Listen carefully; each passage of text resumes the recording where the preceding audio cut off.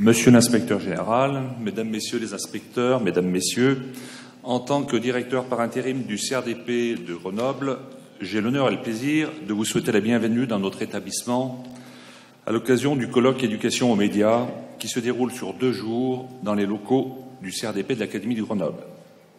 Ce colloque, organisé conjointement par l'Académie de Grenoble, la délégation académique à la pédagogie du numérique, la DAC, le CLEMI, l'ESP et le CRDP de l'Académie de Grenoble, en partenariat avec plusieurs académies de Lyon, Aix, Marseille, Rennes et Rouen, permettra aux participants d'assister à plusieurs conférences et ateliers pendant ces 2 journées.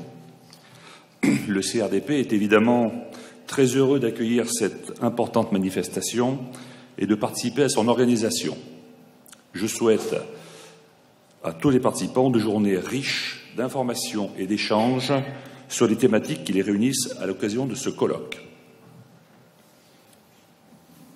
Merci beaucoup, Monsieur le directeur du CRDP. Monsieur le recteur a été retenu et n'a pas pu venir. Il m'a prié de s'en excuser auprès de vous.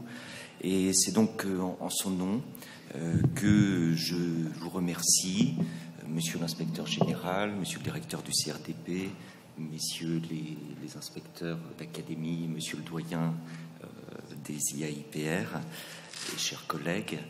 Je vous remercie donc pour votre présence et votre participation à ce second colloque consacré à l'éducation aux médias numériques. Comme l'a souligné Monsieur le directeur du CRDP, cet événement est le fruit d'une collaboration longue, étroite et fructueuse. Je remercie vraiment le CRDP, à la fois pour son accueil, pour sa participation dans la réflexion, l'élaboration du programme. Et c'est effectivement grâce au CRDP que l'ensemble des conférences seront disponibles en ligne, en vidéo. D'ailleurs, il y a un flux en streaming qui permet à de nombreux enseignants de suivre en direct les conférences. Je remercie également le CLEMI, représenté ici par Guy Cherki, par François Morel, qui nous ont aidés à élaborer ce programme, ainsi que l'Académie d'Aix-Marseille. La déléguée académique au numérique sera présente demain avec des enseignants, et les académies de Rennes et de Rouen. 2 professeurs sont venus de très loin et je les en remercie. Nous aurons au cours de ce colloque la présence d'universitaires et de chercheurs de haut niveau. Et je les remercie très vivement pour leur présence, notamment Christian Jacob, directeur de recherche au CNRS et directeur d'études à l'École des hautes études. Nous aurons également la présence de Denis Carotti, Laurent Bègue, Mathieu Loiseau, Thomas Darbois. C'est un programme qui est extrêmement riche et qui sans doute nous fera avancer dans notre réflexion sur l'éducation aux médias numériques. Le numérique est un enjeu majeur pour notre académie et plus généralement pour tous les élèves. Qu'on le veuille ou non, c'est un moyen d'accès désormais privilégié à l'information, au savoir et à la connaissance. Il est donc nécessaire que nous guidions les élèves pour qu'ils sachent accéder à ce savoir disponible. Peut-être que tout le savoir du monde est disponible sur Internet, sur les réseaux sociaux. Mais encore faut-il savoir y accéder. Et c'est en cela que l'éducation aux médias est un élément essentiel pour nous, afin de combler une fracture des usages qui pourrait voir le jour. Cette fracture distinguerait ceux qui auraient un usage éclairé du numérique et peut-être des médias numériques, distinguerait ceux qui ont un usage éclairé de ceux qui auraient un usage qui peut-être manquerait de discernement. Alors qu'est-ce qu'un usage éclairé des médias numériques? C'est peut-être tout d'abord un usage clairvoyant. comprendre le fonctionnement des médias numériques, avoir conscience de tous les enjeux de ces médias et notamment des enjeux économiques qui classent l'information. C'est un moyen de classer l'information. Il faut en connaître l'envergure. C'est un usage clairvoyant, certes, mais aussi un usage responsable. Il faut savoir gérer son identité numérique. Il faut respecter les droits. En un mot, avoir un comportement citoyen. Un usage clairvoyant, un usage responsable, mais aussi et surtout un usage constructif. Le numérique permet de recevoir l'information, de traiter l'information, d'émettre de l'information. Et en cela, toutes les compétences essentielles des élèves sont mobilisées avec l'éducation aux médias numériques. Il est donc impératif que nos élèves, et tous nos élèves, y compris les élèves les plus en difficulté, ceux que l'on a parfois tendance, malgré tous nos efforts, à laisser sur le bord de la route, il faut que tous nos élèves parviennent à faire preuve de discernement à l'égard du savoir. La problématique de ce colloque est donc centrée sur l'esprit critique. Le numérique modifie profondément l'accès au savoir. 3 éléments majeurs de cet accès au savoir sont sans doute, premièrement, la profusion des données, deuxièmement, l'instantanéité de l'accès aux données et troisièmement, la dimension collaborative. La profusion, tout d'abord. Effectivement, on trouve sur Internet peut-être tout le savoir du monde, mais peut-être trouve-t-on tout et n'importe quoi. Il va falloir discerner le vrai du faux. Il va falloir que nos élèves ne se contentent pas, lorsqu'ils font une recherche sur Internet, des premiers résultats que leur offre le moteur de recherche, mais qu'ils discernent ce qui relève d'un moteur de recherche, peut-être d'une société, du vrai savoir. L'instantanéité. Nous avons accès à la connaissance en quelques clics, quelques minutes, quelques secondes même. N'a-t-on pas besoin d'une certaine distance temporelle pour mettre ce savoir, je dirais, dans une distance critique pour pouvoir avoir un certain recul? Et l'aspect collaboratif. Le savoir, désormais, est collaboratif. Nous aurons des temps d'échange sur les encyclopédies collaboratives comme Wikipédia. Et nous verrons, lors des ateliers, comment, en classe, l'écriture collaborative modifie complètement les apprentissages.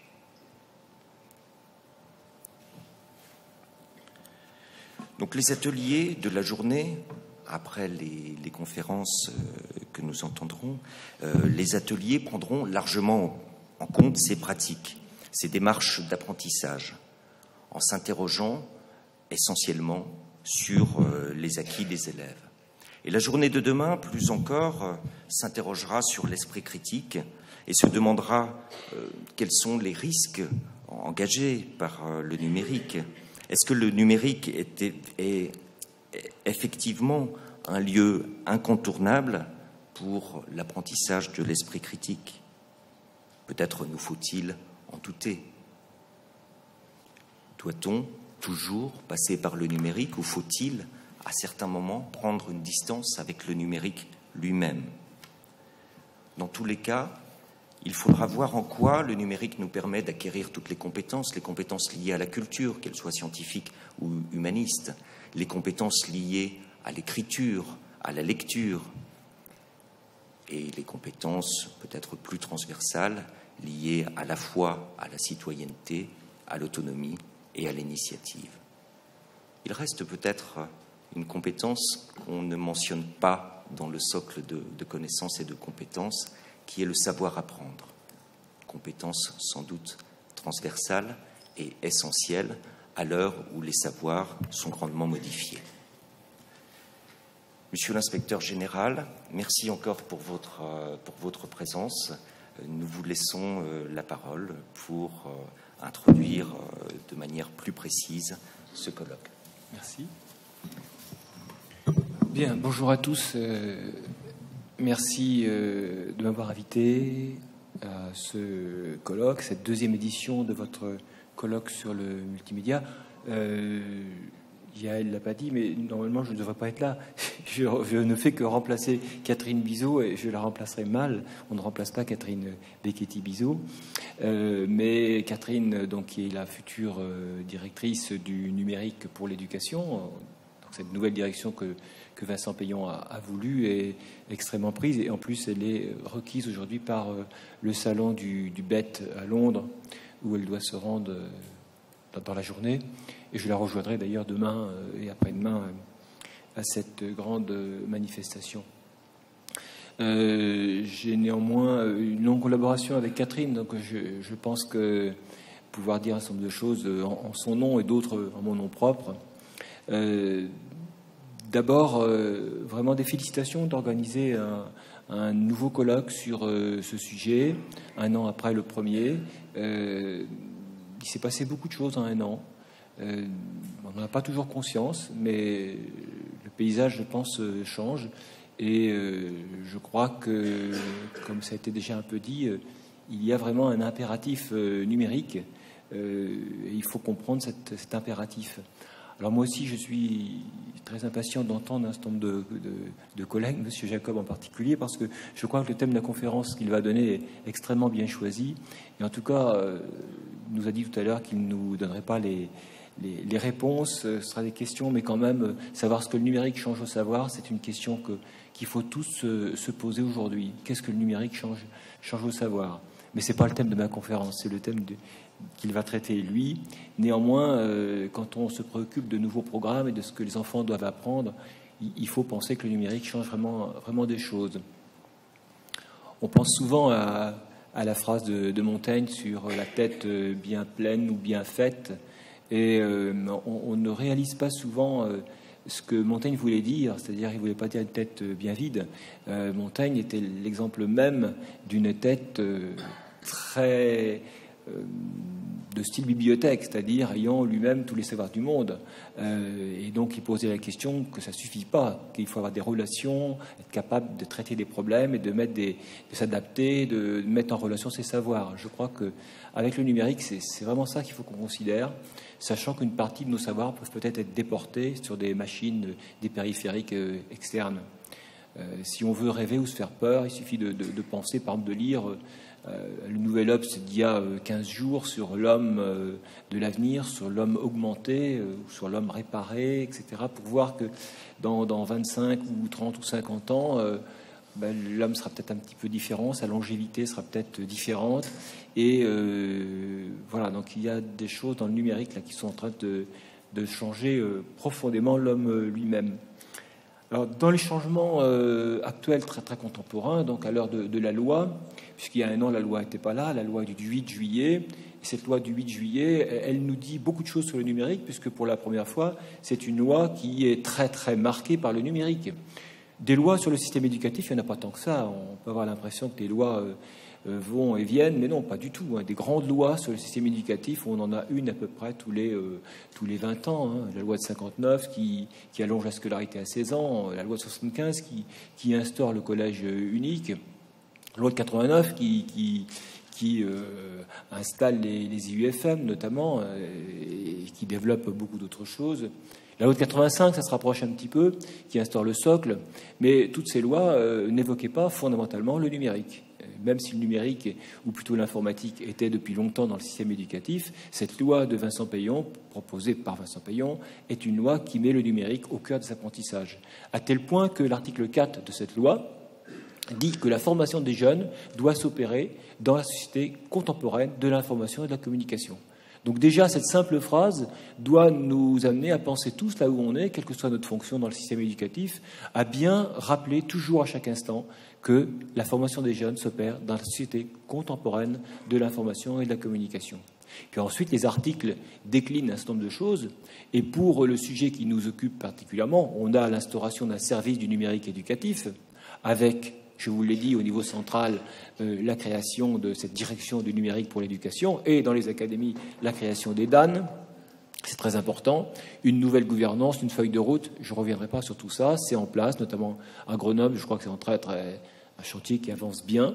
Ça change les choses, de rapprocher les structures administratives et les structures pédagogiques pour gouverner le numérique, pour faire qu'on utilise bien le numérique comme il faut et comme on peut, c'est-à-dire au service des élèves, et qu'on prenne en compte les usages des élèves, les usages naturels du numérique par les élèves.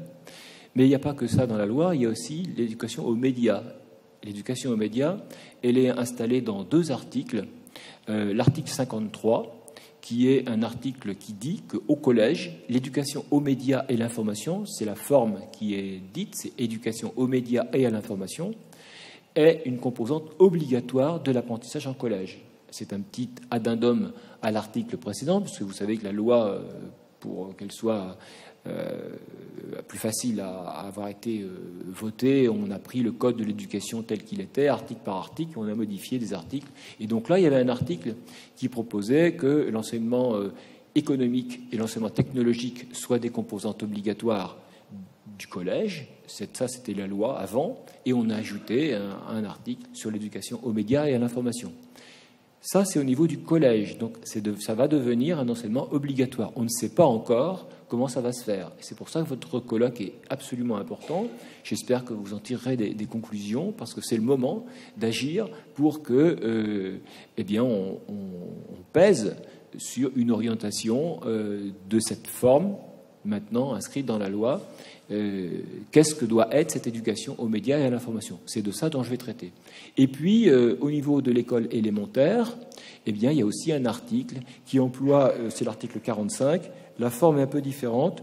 On dit la formation doit contribuer à la compréhension, à un usage autonome et responsable des médias, notamment numériques. Donc la forme n'est pas exactement la même, mais on a ces 2 éléments, éducation aux médias et à l'information, à l'école élémentaire et au collège, comme composante obligatoire, donc dans ce qu'on appelle le socle commun de connaissances et de culture. Dans la planche qui est introductive à mon intervention, j'ai voulu marquer mon appartenance à l'inspection générale, non seulement à mes 2 groupes, c'est-à-dire l'enseignement primaire et du groupe établissement à vie scolaire, mais aussi à un nouveau groupe que le doyen Jean-Yves Daniel, qui a été nommé l'an dernier, a voulu créer, qui s'appelle Éducation au numérique et à l'information. Là aussi, l'histoire des institutions n'est pas inintéressante. Quand je suis arrivé à l'inspection générale, il y a une dizaine d'années, il y avait une commission des TIS qui existait déjà elle-même depuis une dizaine d'années. Se trouvaient ici des inspecteurs généraux de l'éducation nationale ou de l'administration qui étaient intéressés par les TIS. Et quand je dis intéressés, ça veut dire qu'ils venaient ou venaient pas. Il y avait une sorte de volontariat, d'intérêt pour les choses. Bon, voilà. On se retrouvait à 5 ou 6 ou 10 à traiter de ces sujets, des TIS. Il y a 3 ans, le précédent doyen de l'inspection générale a voulu déjà réformer et nous a demandé de nous centrer sur des sujets de prospective. Alors j'ai proposé avec Catherine Bizot de créer un groupe sur l'éducation à l'information, pas aux médias, l'éducation à l'information. Et donc le doyen l'a accepté et on s'est retrouvés à 5 ou 6, dont Catherine Bizot, moi-même, un matheux, Robert Cabane, doyen du groupe des mathématiques, un philosophe, Paul Mathias, et quelques autres, à penser ce que pouvait être l'éducation à l'information. Et donc, ce groupe, qui a été changé, est devenu maintenant Éducation au numérique et à l'information. Le titre appartient au doyen lui-même, et il a un changement, c'est que là, c'est plus vraiment du volontariat, c'est que tous les autres groupes, les 14 groupes de l'inspection générale, doivent dépêcher un de leurs inspecteurs généraux pour être membre de ce groupe. C'est-à-dire qu'on est vraiment un groupe transdisciplinaire. Toutes les disciplines doivent s'emparer du numérique et réfléchir à cette question d'éducation au numérique et à l'information. Donc ça change nos modes de travail et on se réunit absolument régulièrement. Alors j'ai voulu faire ma petite page d'actu et donc je vous ai mis quelques références. Je laisserai le diaporama, bien entendu, et comme j'essaie d'être un bon documentaliste, je vous aurai beaucoup de références qui sont données et vous pourrez aller chercher les documents. Alors j'ai voulu Catherine Bizot en avait fait sa carte de vœux, citait ce petit document de Michel Vivorca, si vous ne l'avez pas encore lu, c'est quelques pages, 4 €, donc ça fait vraiment une carte de vœux, c'est encore temps, on peut l'envoyer à des amis, et Michel Vivorca, qui se définit bien comme un non spécialiste du numérique, mais il exhorte ses collègues, il invite ses collègues à se mobiliser. Et c'est nous, quand même, les sciences sociales, qui devrions être en première ligne sur cette question de l'éducation au numérique. Il ne faut pas laisser uniquement aux techniciens, aux spécialistes de l'informatique cette question. C'est une question d'avenir de l'humanité. Il faut vraiment s'emparer de cette question. Et donc, à travers quelques exemples, lire, l'écrire, mais aussi l'histoire, il invite vraiment à se mobiliser pour que le numérique soit au cœur des réflexions. J'entendais il y a peu de jours Milad Douei, que vous connaissez sûrement. Si vous ne le connaissez pas, je vous invite aussi à lire son dernier ouvrage ou ses précédents sur la conversion numérique. Il expose toujours avec beaucoup d'enthousiasme, de délicatesse, comment il voit l'avenir de l'humanité, mais à court terme. Il fait référence à Lévi-Strauss et à ces 3 âges de l'humanité, et il estime vraiment qu'on est en train de vivre un bouleversement fantastique qui n'est pas uniquement technologique, mais qui est vraiment sur les relations entre les hommes. Et je pense qu'il a absolument raison, et ça va très très vite. Alors il cite l'exemple, par exemple, de l'évolution de la recherche d'information.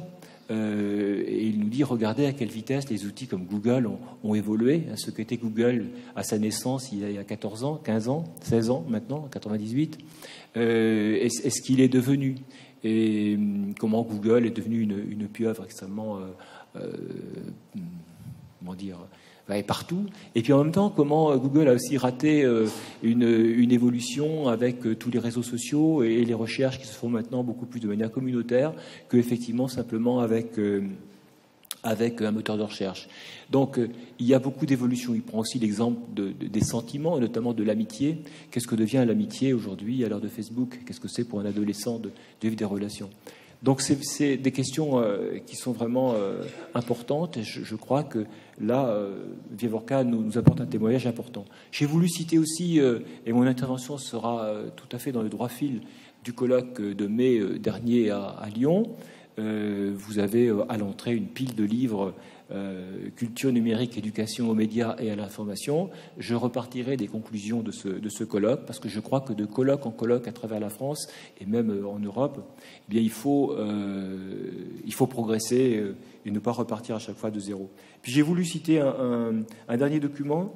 Celui-ci il est gratuit complètement. J'ai eu le bonheur l'an dernier de faire toute l'année une étude avec quelques inspecteurs généraux, et j'étais le rapporteur avec Catherine Bizot et Alain Taupin, IGA-ENR, d'une étude sur les expérimentations, comme on dit, article 34, c'est-à-dire les possibilités que la loi de 2005 donnait aux établissements d'expérimenter, c'est-à-dire de sortir un petit peu des cadres qui sont les cadres obligatoires, les programmes, etc., et les cadres habituels. Et on a essayé de regarder comment ça interférait avec le numérique. Ce rapport n'a pas eu jusqu'ici un succès vraiment très, très important. Pourtant, je pense qu'on y dit des choses sur le fonctionnement actuel du système qui doivent nous concerner, nous, dans l'éducation aux médias et à l'information, parce que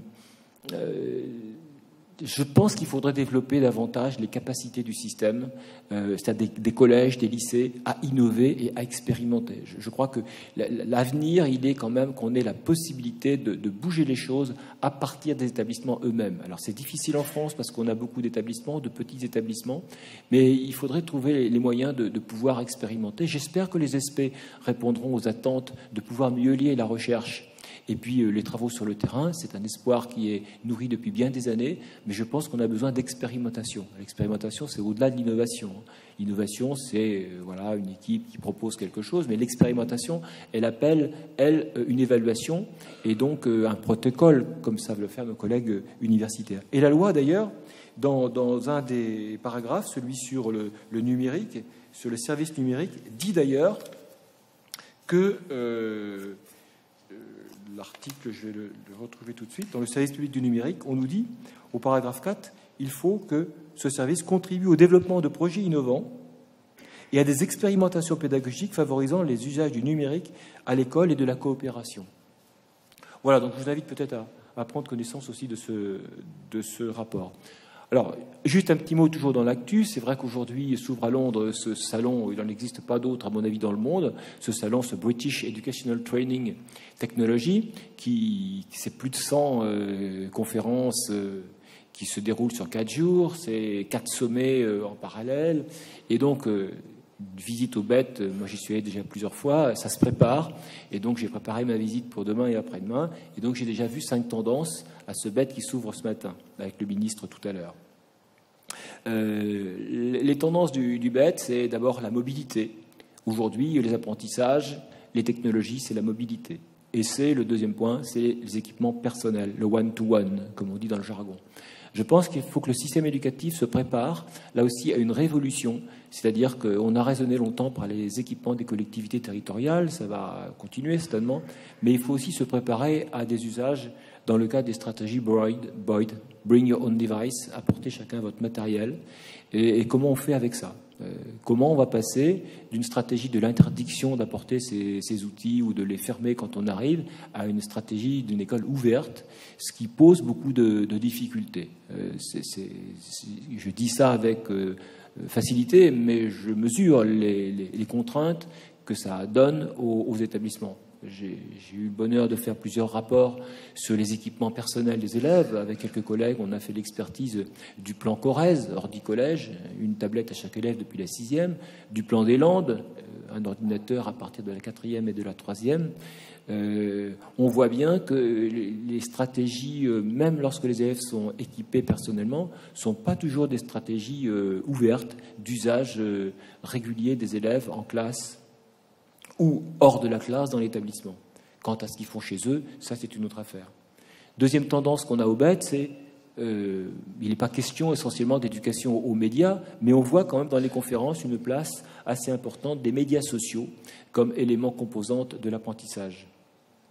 Ce qui domine quand même, c'est que les nouvelles technologies, le ICT, ça améliore les apprentissages. On cite, il y a beaucoup de conférences qui portent sur les e-books. Beaucoup de conférences sont aussi dédiées à l'évaluation. Alors, est-ce que c'est la tendance anglo-saxonne à bien suivre les élèves? Mais on a une tendance à aller vers des évaluations plutôt d'encouragement des élèves.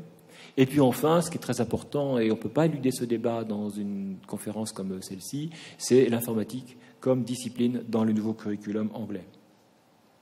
Alors j'aime bien rappeler aussi ce discours, même s'il a maintenant 2 ans, mais vous rappelez ce débat qui a eu lieu à l'Académie française entre 3 personnalités, Pierre Léna, qu'on connaît bien pour La main à la pâte, Xavier Darcos, et puis Michel Serres, le discours de Michel Serres ayant émergé et diffusé avec sa petite poussette. Et le fait que maintenant on n'est plus tout surpris de voir cette petite poussette qui écrit n'importe où, à n'importe quel moment, avec ses pouces, avec une habilité qui est bien supérieure à la mienne. Et puis, c'est vrai qu'on a un changement extrêmement fort en peu de temps, là, on peut dire de civilisation. Hein. Et donc, j'aime bien aussi l'espoir que Michel Serres porte de vouloir participer, quel que soit notre âge, à cette révolution qui est en train de se faire. Et ça suppose une mobilisation extrêmement forte de chacun. Et effectivement, nos institutions ne sont peut-être pas toujours adaptées à ces changements qui sont là devant nous. Alors, toujours dans l'actualité, j'ai voulu vous donner ces éléments-là. C'est vraiment très récent. C'était la semaine dernière. Je donnais une conférence à Avignon et donc juste en y allant, je trouve ce document qui reprenait un texte d'il y a 1 an, fait par des Californiens, et là c'est porté par des Canadiens qui nous disent que il faut changer l'enseignement numérique. Donc c'est un texte qui porte sur l'urgence numérique pour la France, mais qui nous vient de l'extérieur et qui pose un certain nombre de principes et qui me semble intéressant d'examiner. Je vais passer rapidement pour revenir au cœur du sujet sur l'éducation aux médias, mais quand même, on est bien sur l'éducation aux médias dans un monde numérique. D'abord, l'apprentissage du numérique, nous disent ces personnes, qui sont d'ailleurs essentiellement des chefs d'entreprise, qui sont expatriés donc, au Canada, et qui ont donc traduit cette déclaration Bill of Rights pour l'apprentissage dans un monde digital. Donc, vous voyez, c'est pas vu 14 décembre 2012. Et donc, ils ont défini 9 priorités, ou 9 éléments clés. D'abord, cette question du numérique, elle n'est pas une question qui doit concerner uniquement les pays développés. Je pense qu'il faut avoir le souci permanent d'un développement de l'éducation dans le monde entier. Il faut toujours avoir en tête quelques chiffres. 100 millions d'enfants en âge scolaire ne bénéficient pas de scolarité aujourd'hui. Et il faut penser que quand on traite d'éducation aux médias et à l'information, les grandes déclarations sont faites par l'UNESCO. Donc, ce qui veut dire qu'on traite sur tous les pays et pas simplement sur l'OCDE. Deuxièmement, les questions de la valeur de l'apprentissage numérique. Troisièmement, la flexibilité qui est extrêmement importante aujourd'hui quand on pense apprentissage. Offrir des systèmes d'apprentissage qui soient variés. Le point d'après, c'est l'apprentissage hybride. Quand on parle aujourd'hui des MOOC, des Massive Open Online Courses, toutes ces formes qui sont devant nous, qui sont extrêmement développées, poussées par notre ministère de l'enseignement supérieur dans le cadre de France Université Numérique, on voit bien que là, il y a quelque chose qui s'ouvre. Je voyais hier Michael Porte, documentaliste de l'Académie de Besançon, proposer un MOOC pour les documentalistes. Je pense que ça ne se fait pas comme ça. Il faut qu'il y ait des propositions, mais il faut aussi qu'on puisse accompagner de manière présentielle ces formations. Tout le monde n'est pas prêt. Je circule beaucoup, je vais dans les établissements et je vois bien que l'apprentissage en ligne, ça peut faire peur aussi. Donc il faut trouver des moyens. Vous savez, dans le primaire, le ministre a décidé que la moitié de la formation, d'un seul coup, devait passer en ligne avec le système d'e-magistère. Ce n'est pas si évident que ça. Il faut qu'on se prépare et dans la perspective de développement professionnel personnel, il faut certainement se préparer à avoir effectivement des formations hybrides, un accompagnement, une écoute par l'établissement, par la hiérarchie, mais aussi par des communautés de pratique qui font que voilà, ces choses-là, pour nous, c'est pas encore tout à fait naturel, mais c'est une direction. La persistance, ça veut dire ici, en d'autres termes, l'apprentissage tout au long de la vie. L'innovation est un élément complètement caractéristique, dit le texte, des environnements de travail. L'évaluation formative, changer les modalités d'évaluation, l'expérimentation qui est au cœur de l'apprentissage numérique, et puis peut-être ce qui est le plus essentiel, c'est que pour se former, que ce soit d'ailleurs dans le numérique ou pas, c'est quand même développer l'esprit de curiosité. Mais on ne traite pas des questions de contenu. Sont-ils complètement désuets? Pourquoi pas un mot sur ces contenus? C'est quand même une question...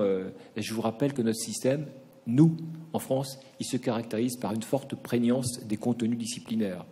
Et ça, faire bouger les choses, vous avez peut-être déjà vu, je reviendrai à la fin de mon exposé, mais Alain Boissineau, le président du Conseil supérieur des programmes, il a commencé d'avancer le mot curriculum, qui réjouit un certain nombre de personnes, mais qui en même temps en effraie beaucoup d'autres, parce que qui dit curriculum dit peut-être un peu plus de souplesse dans les apprentissages, et quelque part interdisciplinarité, et donc ça heurte la structure centrale de notre maison, c'est-à-dire des disciplines qui sont juxtaposées les unes à côté des autres, et vous avez beau faire, par exemple, l'enseignement intégré des sciences et technologies, ça reste dans le domaine de l'expérimentation, alors qu'aujourd'hui, il faudrait certainement traiter les problèmes d'apprentissage par la résolution de problèmes qui se posent. Aujourd'hui, vous êtes dans un schéma dans lequel vous avez les disciplines et les éducations A, et les deux peuvent cohabiter, dans le meilleur des cas, s'affronter dans le pire des cas. Mais je crois que des nouveaux programmes devraient essayer de traiter cette question de fond. Quelle est l'articulation qu'on doit avoir entre les disciplines entre elles et entre les éducations A qui frappent à la porte et qui sont maintenant trop nombreuses par rapport aux disciplines. Là, on a vraiment une question de repenser le système sur le fond. Et l'éducation aux médias et à l'information est exactement dans ce contexte-là. Qu'est-ce qu'on en fait? Comment on le positionne? Et qui le fait? Aujourd'hui, tout est organisé à partir des disciplines, des CAPES, CAPET, PLP, etc., et agrègue. Et voilà, hors de là, on n'a jamais été capable, depuis 89, de refaire des CAPES bidisciplinaires. On a essayé de le faire en 2005, mais ça n'a pas marché. C'est très compliqué. Donc, les organisations sont vraiment à repenser. Mais quid des contenus? Je vous assure qu'il y a vraiment une question centrale et que l'éducation aux médias et à l'information, on ne peut pas la concevoir comme un enseignement de plus. il faut vraiment la concevoir comme un élément en soi, mais comment c'est articulé avec des professeurs.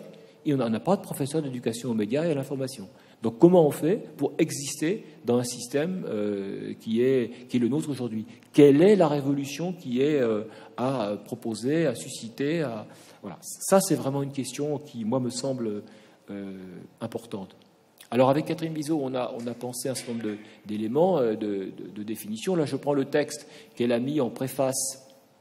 Donc, je commence par une définition, c'est la sienne, mais on l'a beaucoup travaillé ensemble. Elle l'a donnée dans la préface du document que j'ai cité tout à l'heure, celui-ci, Culture numérique, le document de Lyon, les actes du colloque. Elle l'a repris aussi dans le document, le dernier document, c'est le document annuel du Clémy, j'oublie son titre cette année, mais la petite brochure annuelle. Donc là, elle nous dit, je vais la citer, elle fait donc élément, l'éducation aux médias à l'information, clé des cultures numériques. Elle est dans la loi du 8 juillet comme partie obligatoire de la formation au collège, je vous l'ai dit. Elle est inséparable de la formation citoyenne des élèves. Ça, c'est vraiment quelque chose d'essentiel. Quand on fait de l'éducation aux médias et à l'information, on a vraiment la direction de la citoyenneté, de la formation de la citoyenneté des élèves. C'est absolument essentiel. Et il y a une triple dimension. Alors, bien sûr, savoir accéder à l'information, à la traiter, à l'évaluer, savoir la produire et la diffuser. Et puis, la troisième, qui est un peu plus compliquée sûrement, qui fait débat, c'est comprendre le monde de l'information, en particulier les médias, leur organisation. Déjà, c'est compliqué. Faut certainement penser en termes de progression. C'est ça qu'on n'a pas su faire jusqu'ici, mais à ce stade, je veux prononcer le mot progression. Comment on progresse dans cette connaissance des médias? Quand on a 6 ans ou quand on en a 16, c'est pas la même chose. Comment on découvre les médias? Comment on les classe? Quelle typologie on a? C'est beaucoup plus compliqué que quand le Clémy est né il y a 30 ans. On était à l'époque encore dans une presse écrite. Je vous rappelle que simplement les radios venaient d'être libérées. On parlait des radios libres au moment de la naissance du Clémy. Ce qui ne veut pas dire qu'il ne fait pas des choses, mais le monde n'était pas le même. On parlait d'éducation à l'audiovisuel, etc. à cette époque-là. Il y avait le jeune téléspectateur actif comme mouvement, il y avait beaucoup de choses. Mais depuis, tout a explosé en matière de médias. Ce n'est pas à vous que je vais l'expliquer. Les médias écrits existent encore, mais qu'est-ce que c'est que les médias qu'on vous donne dans la rue, que ce soit à Grenoble, à Lyon ou à Paris? On vous pousse des médias dans la main quand vous prenez le tram ou le métro. Je suppose que c'est pareil ici qu'ailleurs. On vous donne des documents et vous les lisez 20 minutes. C'est fait pour être lu en 20 minutes, quelquefois en 5 minutes. Vous lisez les titres et ça vous suffit. En fait, on ne fait que... Les journalistes font que de répéter la plupart du temps des infos qui viennent des agences de presse. Et où est l'analyse? Où est la... Alors, c'est vrai qu'il y a d'autres médias. Bien entendu, on a des médias qui s'autorisent des documents longs comme Mediapart et d'autres, où on peut, mais qui les lit par rapport à ces documents-là? Bref, comprendre l'organisation des médias est extrêmement important, incluant les questions d'architecture de l'information. Là, on fait référence à des travaux plus récents. On pense en particulier peut-être aux travaux de Jean-Michel Salin, que vous connaissez certainement, qui vient de créer un master d'architecture de l'information et qui est je parle pour les documentalistes, la redocumentarisation du monde en particulier. C'est lui, il a une très belle analyse de ce qui se passe. Il pilotait un groupe qui s'appelait Roger Tépédoc, qui a beaucoup contribué à l'évolution de la documentation. Et bien sûr, la question des principes fondamentaux de l'informatique. Qu'est-ce que l'on fait? Quelle part on fait aujourd'hui à cette question de l'algorithmique et des langages? Et ça, c'est quelque chose qui est vraiment là, au cœur de nos réflexions aujourd'hui. Alors, elle dit aussi, Catherine Bizot, que l'éducation aux médias et l'information, mais ça, c'est un rappel pour vous qui êtes ici, c'est que c'est aussi une dynamique pédagogique et éducative. Je pense que tous ceux qui sont dans les réseaux du Clémy et autres, notamment les documentalistes, sont des gens qui prônent une pédagogie active et donc des démarches de formation particulières. Et donc voilà, donc vous avez les ateliers qui vous montreront des choses extrêmement intéressantes. L'an dernier, avant qu'on ait la loi, on a eu un rapport de la concertation nationale qui était organisée pendant l'été. Quand je dis l'an dernier, c'était 2012. Hein. Et donc, on a vu que par rapport au numérique, tous les domaines étaient concernés. L'architecture des établissements scolaires, on a poussé, sous le cadre de l'innovation, la transformation des CDI. Ça a fait jaser ici ou là. On a été critiqué pour promouvoir les learning centers. Mais on voit aujourd'hui que ça se développe en tout lieu, ou les centres de connaissances et de culture, puisque le mot learning center ne plaisait pas. On a un mouvement aujourd'hui très fort, piloté par une association internationale, Bibliothèques sans frontières, qui milite pour que les bibliothèques soient ouvertes 24 heures sur 24, parce qu'il faut que dans la société, il y ait des lieux de connaissances, de culture qui soient ouverts. Et donc, c'est vrai que la France ne brille pas par les temps d'ouverture de ses bibliothèques aujourd'hui. Mais voilà, donc si on peut faire mieux, ça pose des questions de personnel, bien entendu, partout. Mais c'est vrai qu'ouvrir des lieux de connaissance, des lieux de culture, des troisièmes lieux, c'est quelque chose qui est extrêmement important. Et donc, repenser les apprentissages dans des architectures scolaires renouvelées, ne plus s'arrêter simplement à des salles de classe, à des couloirs et à des CDI et à des salles d'études ou de permanence, mais pouvoir réfléchir collectivement au temps et au lieu de travail. Ça, c'est la dimension numérique. Réfléchir au temps et au lieu de travail. On avait fait un petit vadémécum, certains le savent ici, sur les centres de connaissances et de culture. L'équipement des salles de classe des élèves et des enseignants, la formation des maîtres, le pilotage du système, la production de ressources. On vient de faire un rapport à l'inspection générale sur la stratégie numérique pour la France. Bon, c'est compliqué, hein. Et puis l'apprentissage de la compréhension de la culture numérique.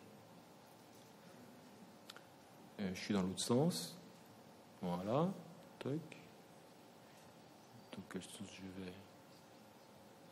Alors, rapidement, à Lyon, les débats à Lyon, donc il y a peu de temps, quelques mois, on avait organisé les débats autour de 6 entrées. La question sur la question de l'éducation aux médias et à l'information. Où sont les responsabilités et quelles sont les responsabilités de l'école ? Je crois qu'on ne peut pas éluder ce débat. L'éducation aux médias et à l'information. Est-ce que c'est valable pour les autres savoirs ? Je ne sais pas. Mais en matière d'éducation aux médias et à l'information, comment positionner l'école dans ses responsabilités par rapport aux autres acteurs ? Et là, vous avez une entrée qui est absolument essentielle, c'est quelle est la relation entre éducation formelle et éducation informelle ? Que fait l'école et que font les autres ? Alors vous avez des réseaux associatifs, militants, vous avez des collectivités qui jouent un rôle, les CMA sont très actifs, la Ligue de l'enseignement, etc.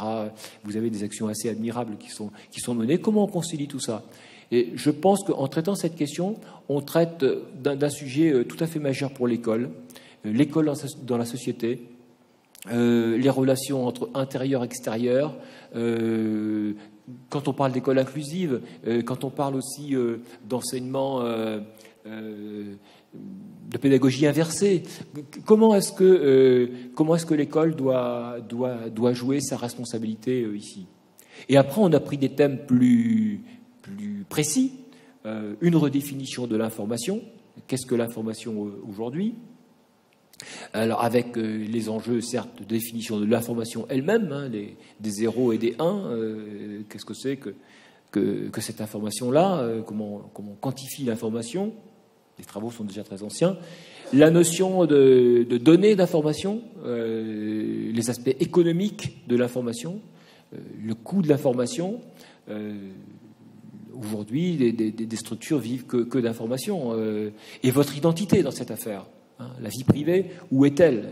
Vous avez vu ce qui vient de se passer aux États-Unis, quelques 100 millions d'Américains qui se font pirater leur identité complète.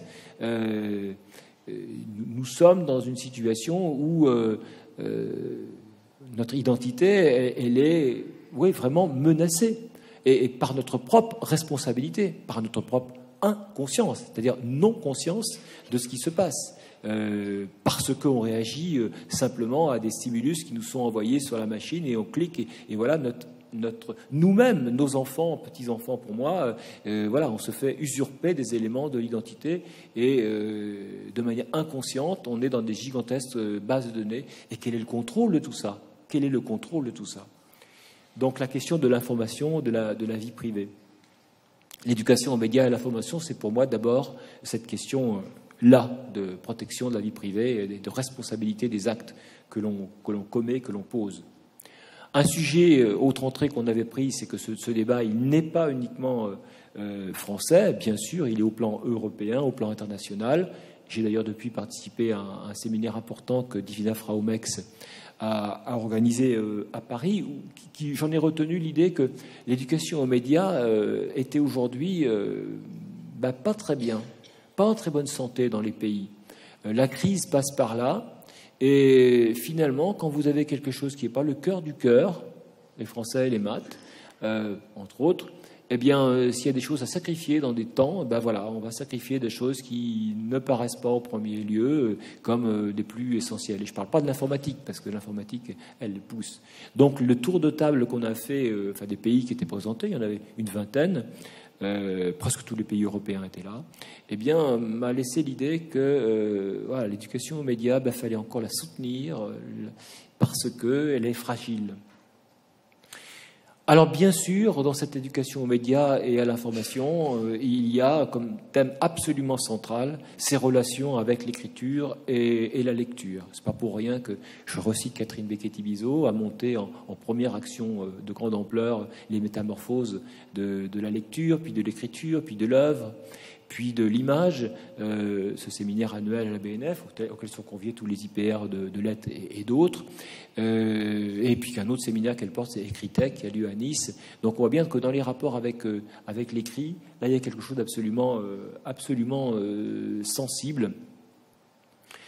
La métamorphose des ressources, qui évidemment ne sont plus les mêmes aujourd'hui, et là vous avez aujourd'hui des recherches qui s'engagent, qui me semble extrêmement importante.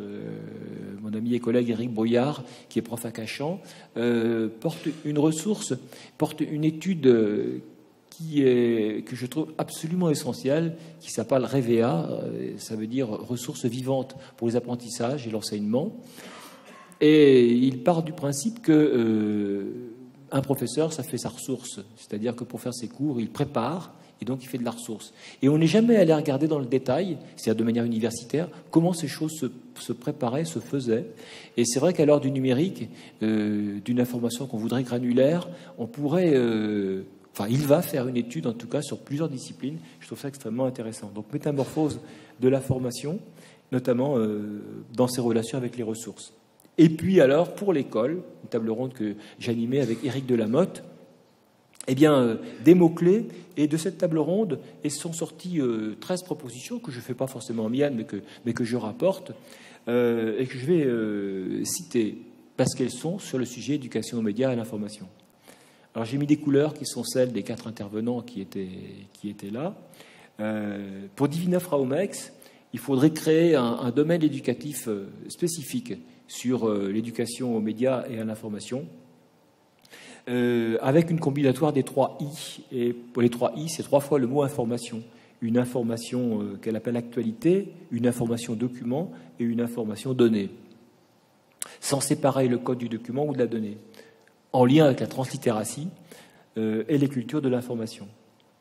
Elle pense aussi qu'il faudrait, et là je la rejoins volontiers, élaborer un curriculum avec un référentiel cohérent, basé sur une pédagogie du projet et une formation aux dispositifs sociotechniques, conjointe à l'approche disciplinaire. Ça me paraît vraiment essentiel, et c'est devant nous, c'est vraiment quelque chose qui est à faire. Quant à Jérôme Dinet, qui lui a une origine disciplinaire différente, Divina Fraumex a une double compétence, elle est prof de littérature anglaise, mais en même temps elle est prof de sciences et technologie et de sciences de l'information et de la communication, alors que Jérôme Dinet, lui, il est d'origine psychologique, et travaille sur la psychologie des apprentissages. Et donc lui, il pense évidemment qu'il faudrait centrer ses formations sur les phénomènes psychologiques liés aux médias et à l'information. Choisir une posture pédagogique, après avoir défini les axes, une posture pédagogique, alors évidemment qui place l'élève au cœur du processus de création et tisser des liens forts avec l'industrie. Il a mis ces 2 propositions ensemble, même si elles ne sont pas, à mon avis, du même niveau. Partir des connaissances de l'élève, Ça, c'est extrêmement important aussi, et c'est pas toujours fait, c'est loin d'être fait. Je vois encore trop souvent en 6e des séances d'initiation à la recherche documentaire qui ne partent pas des besoins des élèves, de leurs propres besoins, des propres recherches, et qui sont déconnectés de l'environnement. On a d'autres profs documentalistes qui ont écrit des choses remarquables sur ces questions d'environnement, d'éducation environnementale, aux questions d'information. Alors là, c'est tout pâle, je ne sais pas si on le voit. Odile Chenvez, qui est la responsable du Clémy à Aix-Marseille, qui parlait de se positionner et faire positionner les élèves dans un paradigme de questionnement du monde où l'on combat les certitudes immédiates par une démarche et une méthode adaptée d'enquête pragmatique. Il s'agit de magnifier la curiosité des élèves. Et puis, deuxième proposition sur la posture pédagogique, prendre en compte le rapport aux médias dans le rapport au savoir sur les médias qui accompagnent le savoir par les médias. Formation essentielle, formation citoyenne. Les modalités pratiques, Alexandre Serre, qui est maître de conférence à Rennes en sciences de l'information et de la communication, demande lui d'instaurer carrément un module d'éducation aux médias au collège avec 1 heure dans l'emploi du temps et sous la responsabilité des profs documentalistes. Là, il est extrêmement précis. Il voudrait que dans ce module, il y ait une place essentielle à la question de l'évaluation de l'information. Et il place le filtrage de l'information comme un élément essentiel de cette composante. Quant à Odile Chenvez, elle valorise plutôt l'enseignement de la publication par la pratique réelle de production ou de contribution sur différents médias. Alors après, on a deux autres propositions qui sont un peu plus distantes et que je ne reprends pas ici, faute de temps. Depuis 1 an, puisque c'est ma ligne directrice, des évolutions extrêmement rapides, l'UNESCO a produit un document sur l'apprentissage mobile que je vous invite à lire. On a déjà parlé tout à l'heure des stratégies Bring Your Own Device. Là, ils ont pris l'expression Bring Your Own Technology. Et donc, l'UNESCO pense qu'il y a effectivement ici un élément très porteur pour l'ensemble des pays du monde de passer par ce type d'outils. On a d'ailleurs en France essayé d'accompagner les pays en voie de développement avec des opérations comme Sans Corée. L'apprentissage mobile, j'ai déjà dépassé mon temps, donc je vais sauter cette diapositive sur le littératie et vous dire simplement que en matière d'éducation à l'information, aujourd'hui, l'autre point d'actualité, si on a choisi le terme éducation aux médias et à l'information dans la loi, c'est pour une raison d'environnement international, c'est qu'aujourd'hui, il faut vraiment faire converger les acteurs et les idées. Je voudrais rappeler ici que l'éducation aux médias et à l'information, c'est la convergence de l'éducation à l'information qui vient du monde des bibliothèques, avec des grandes associations comme l'ALA, l'American Library Association, depuis 25 ans, milite pour que dans les bibliothèques, on apprenne l'information, l'information literacy. Donc c'est ce courant-là qui est porté par les bibliothécaires dans le monde entier. Quand je dis bibliothécaire, entendons chez nous professeurs documentalistes, mais c'est le terme librarian school librarian qui est porté dans le monde entier. Ils ont toujours du mal nos collègues étrangers ont toujours du mal à comprendre ce que sont les professeurs documentalistes. Mais bon, quand on dit documentaliste scolaire, ils comprennent. Et donc c'est eux qui portent l'information literacy jusqu'à. Et puis l'éducation aux médias, la média literacy, qui elle est portée par des professeurs de toutes disciplines dans le monde entier. L'exemple du Clémy n'est que l'exemple français, mais si vous regardez aux États-Unis, la NAMLE, N-A-M-L-E, c'est exactement pareil à un autre échelon. Mais vous avez dans tous les pays, en gros, des groupes militants associatifs qui portent les valeurs de l'éducation aux médias, qui sont conscients qu'on apprend par les médias. Et donc, en juin 2012, dans un congrès de l'IFLA, l'International Federation Librarian Association, une déclaration a été faite, reprise par l'UNESCO, qui a institué la MIL, la Media and Information Literacy. Et c'est dans ce contexte, d'ailleurs, quand le ministre Vincent Payon est intervenu à l'Assemblée nationale pour défendre la loi, il a cité effectivement l'environnement UNESCO, les déclarations de l'UNESCO, et fait référence à cette déclaration-là. Les objectifs de l'EMI aujourd'hui, nous étions appliqués il y a 3 ou 4 ans à les définir dans un document qui s'appelle PACIFI, le parcours de culture de l'information et de formation à l'information, PACIFI. On avait essayé à l'époque de de dire un peu ce qu'étaient ces objectifs de l'EMI, en situant la question particulière des médias. C'était le point 7. Donc c'est en ligne, ça existe. C'était un effort de progression de l'école élémentaire jusqu'au lycée à travers une centaine d'exemples. Donc je n'y reviens pas, c'est en ligne. Je suis persuadé qu'il faudrait faire autre chose aujourd'hui. Alors la question que je ne traiterai pas au fond, mais quand même qu'on ne peut pas éluder aujourd'hui, c'est quelle relation il y a avec la digital literacy et l'informatique, parce que là, vous avez des forces bien plus puissantes que les forces de l'éducation aux médias. Un rapport de l'an dernier, là aussi, un rapport européen, avril 2013, a explicité ce qu'était la digital literacy et dit qu'il faudrait que tous les citoyens européens soient formés dans les deux domaines. La digital literacy, qui en gros est l'aisance dans l'usage des ordinateurs et de l'Internet.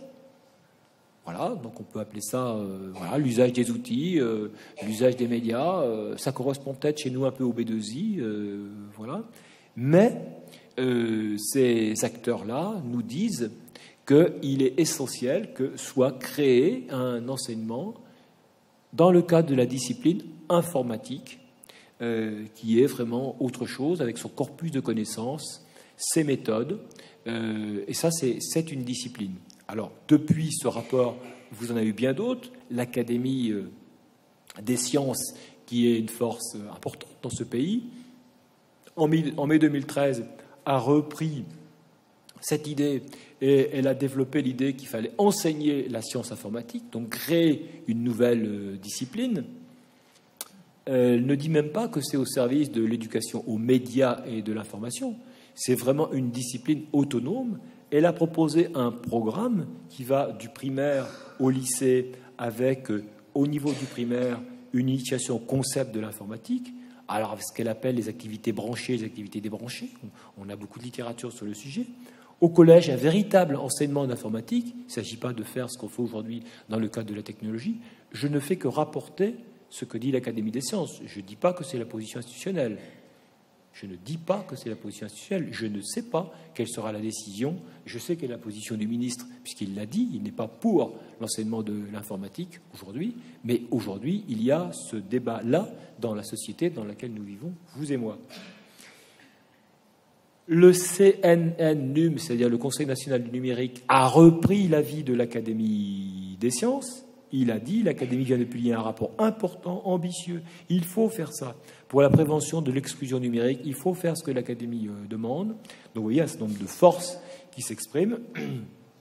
La Société informatique de France a fait un bilan de l'ISN, vous savez, cet enseignement de spécialité qui existe en terminale S pour l'instant et qui va être généralisé par la loi à toutes les sections de terminale. Eh bien, la société dit ce que j'ai rappelé ici, il faut continuer, mais il faut former des gens.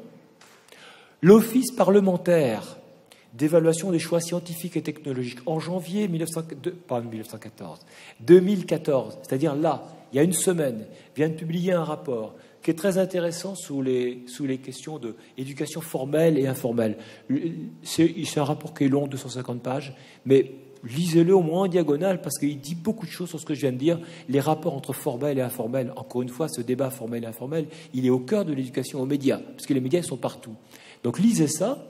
Sous cet angle, il est intéressant, mais sous l'aspect de l'informatique, c'est un copier-coller de ce que dit l'Académie des sciences. Il faut faire ce que l'Académie des sciences, c'est-à-dire faire un enseignement de l'informatique. Le Syntec numérique, qui est une organisation d'entreprise qui développe le numérique, ne peut pas dire autre chose, puisque vous avez des marchés derrière. Donc on reprend, encore une fois, des propositions qui nous disent qu'il faut former au numérique. Soyons clairs, je ne vois pas tous les matins ou toutes les semaines de rapport d'une instance X, Y ou Z disant qu'il faut faire de l'éducation aux médias et à l'information. Donc les forces sont différentes. Comprenons ça, nous qui travaillons, j'allais dire militons, pour qu'on ait un enseignement, qu'on ait une éducation aux médias et à l'information qui soit véritable. Les forces sont disproportionnées par rapport aux forces qui sont celles de l'enseignement de l'informatique. Alors moi, je suis très en interrogation. Alors vous avez aussi, si vous allez regarder sur ce site-là, code.org, vous verrez rassembler un certain nombre de personnalités, dont le président Obama, qui dit, voilà, il faut enseigner l'informatique.